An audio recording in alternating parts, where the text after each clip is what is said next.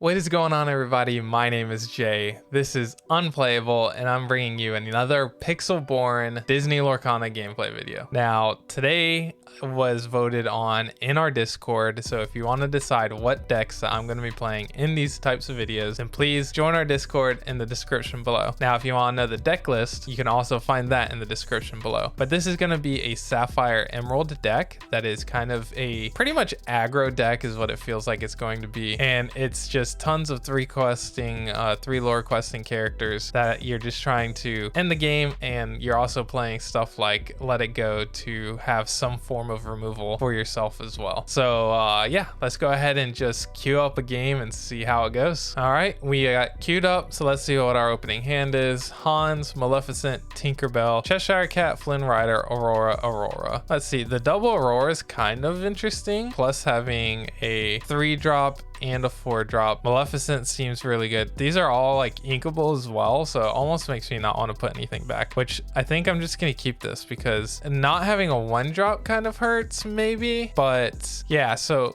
maybe we put Tinkerbell back and we can put a 2-cost back. I guess we could put Flynn, that way we at least have 2, 3, 4, 5. Oh, and we have Cheshire Cat as well. Maybe I took too long, so I'm not going to actually put anything back. So we're gonna start by inking Tinkerbell, and then we'll pass. Not having 1-drop bites, but at least we're on the play, so we got that. Inking a purple Maleficent and passing. Perfect. That's exactly what we want to see. Now the choice here is either ink Phil or ink Flynn. Since we're on the play, I'm kind of leaning towards inking Phil, but just to be safe, since we're already going to be playing a 2-cost with low that's not like very high power, we're gonna ink the Flynn and we're gonna play the Aurora and we'll pass. All right, we're seeing another Maleficent inked and no play. Wow, that's insane. So we're getting some free questing here, which is pretty sweet. So we're gonna go ahead and should we just take advantage of this? I think we just take advantage of this. Quest with Aurora and ink Phil. I think we ink Phil here, and we either shift Aurora or we play Cheshire. I'm leaning towards playing Cheshire Cat just to have multiple bodies on the table. Playing Aurora would be a smart move here, only because we don't have to worry about Rafiki coming in and taking out our Aurora for a positive trade, and it's not unlikely for that to be what he has in his hand. He's having to ink his Maleficents, so he has nothing at 1 and 2. Played a Maleficent. Thankfully it was not Rafiki for us. So he inked the Shield of Virtue, played a Maleficent, so he's red purple. Finally, we know. And he got 3 Maleficents. 2 of them are gone, which is nice. So now we have to decide what we're gonna do from here. I think the decision here is just ink Hans, probably quest. We definitely quest with Cheshire Cat. Now, do we shift and then go Aurora on turn? He's gonna be at 4 ink. I don't think there's anything for him to target except for with Rafiki, so I think I'm not super worried about losing Aurora here. If we lose Aurora next turn, we get to play it just straight up anyways. So I think just pushing more lore on the board is better, in addition to he doesn't have anything that's gonna be a turn 4 play that targets like Dragonfire would. Yep, so he goes for the trade. That's actually fine because now he doesn't get to play friends on the other side for free. He's inking a Goofy and playing Elsa. Okay, that's fine. I think that's totally fine with us. So this is an interesting, it's not that interesting anymore actually. So I think we just straight up ink Jasmine. We're gonna play the Aurora since he's gonna be on the Dragonfire turn, and just quest out. And we're already at 11 with 7 on the board. So he's gonna have to make some challenges here, and none of them are positive challenges for him. And he can't Dragonfire Hans, which is who we want to protect here. He'll have to Dragonfire Aurora, and that also means he's not going to be Dragonfiring Maleficent with that specific Dragonfire. It's going to exert Aurora for a Maui play, which is fine. Yeah, looks like it's going to be a Maui play. Oh, and he's going to swing into Hans, which makes me wonder why he ever even exerted Aurora, but that's fine. We can actually take out Maui with Aurora if we wanted to. We're not gonna bother. I think we're just going to play out Maleficent. We're gonna be so I think we'll ink here because Flounder's not gonna do us anything.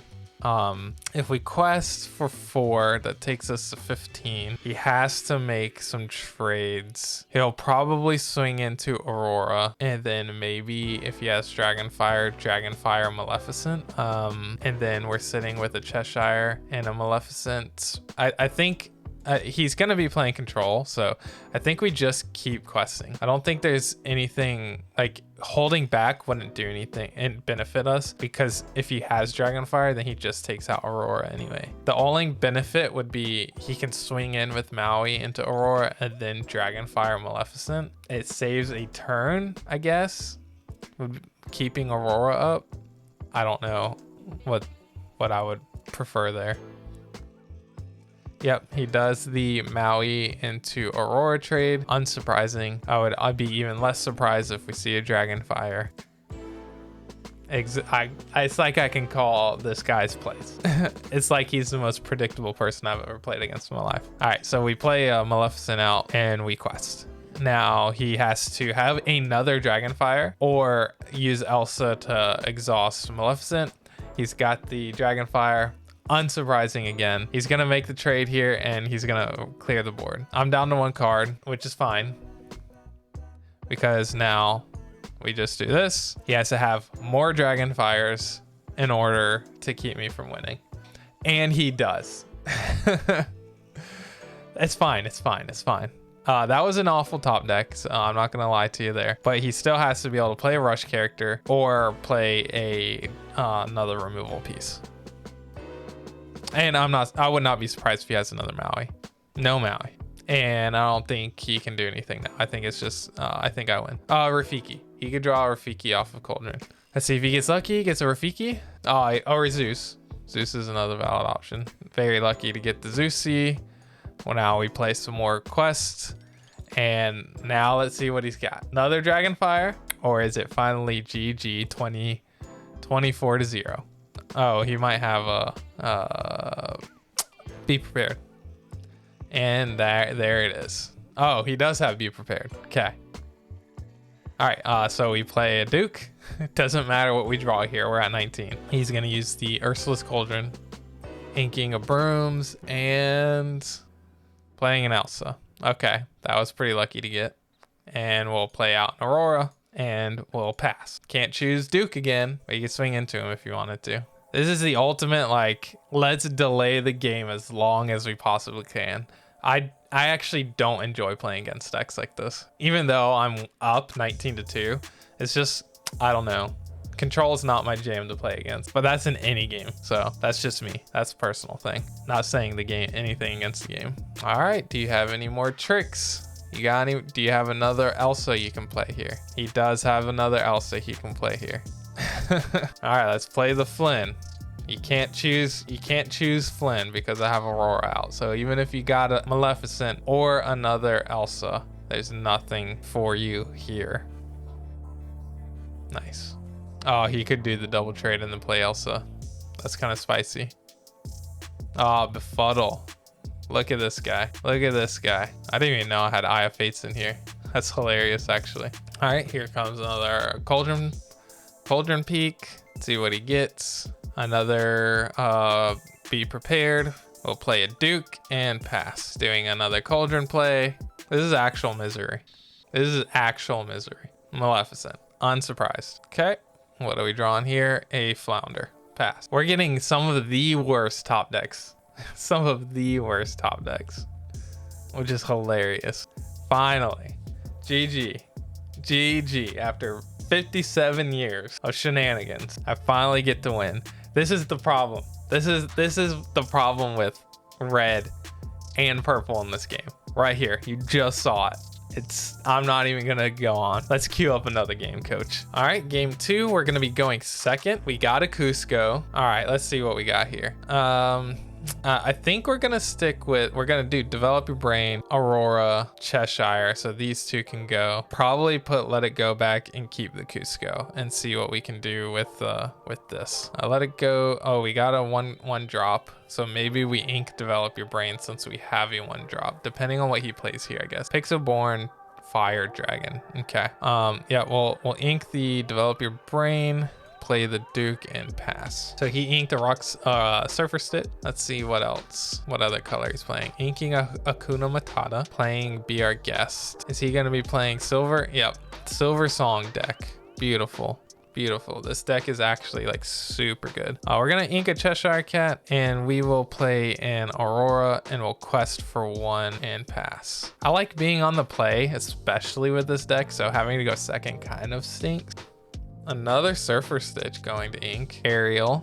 I figured, so both of these characters lose to a swing from Ariel, but that also keeps her from singing. So maybe that's okay. Maybe we ink Cheshire Cat. No, we ink Jasper because we're not super worried about him questing.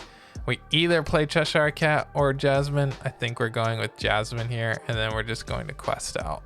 Do we quest out? That's a good question. Yeah, we quest out. If he swings into Aurora, I can swing in with Jasmine or Duke. Oh, never mind. He's gonna play the smash. Did not read the smash, and then he'll swing into Aurora for sure.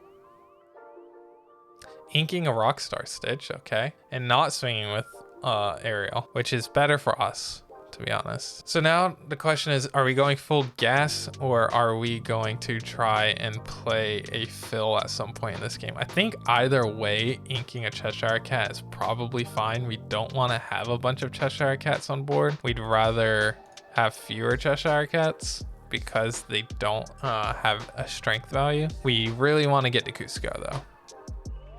Here comes the Tinkerbell, so I foresee a Tinkerbell play in my near future. Okay, and a Prince Eric.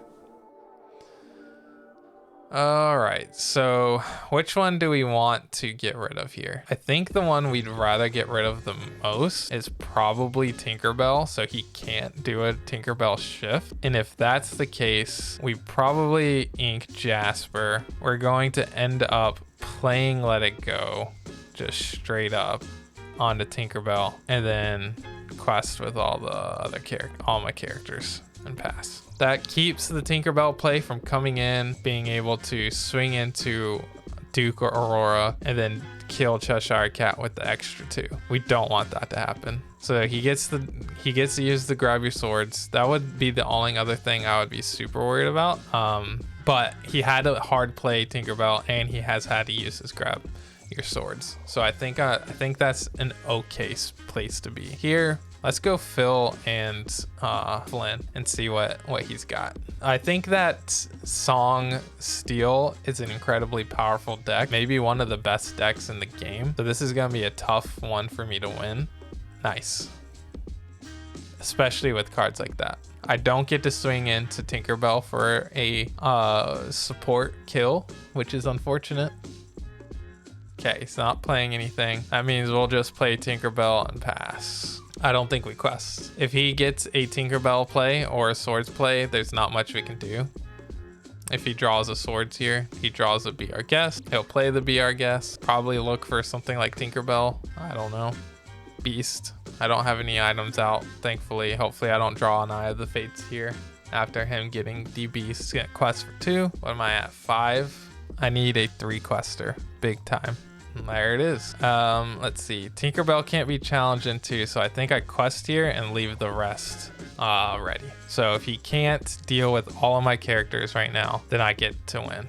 If he has a swords, then GG. Or if he has an aerial onto a swords, then GG. I think that's a risk I'm willing to take at the moment. What else would he have? Beast. I'm guessing nothing else. He has to have a swords here, right? Oh, he doesn't. GG. GG. That was a very risky, I think probably very risky assessment to make, is him not having a swords to be able to, or have another Tinkerbell or draw into either one to be able to take out half my guys there. Either way, I think that's fine because I would still have Tinkerbell and I would still have Mad Hatter with either one of those plays. So I get to at least quest for 5 on the following turn. But that was really close. I feel like if he had a little bit more removal, then I was toast. But that was a really good game. So I think I'm gonna end the video here. This is what the deck does. Just play high questing characters and you quest with them, and that's it. So it's very powerful. It seems like it's pretty good. I'm excited to see if this continues to perform in the future, but it's a fun deck. So check it out. Thank you guys so much for watching. I hope you enjoyed it. And as always, I'll see you guys in the next one. Bye bye.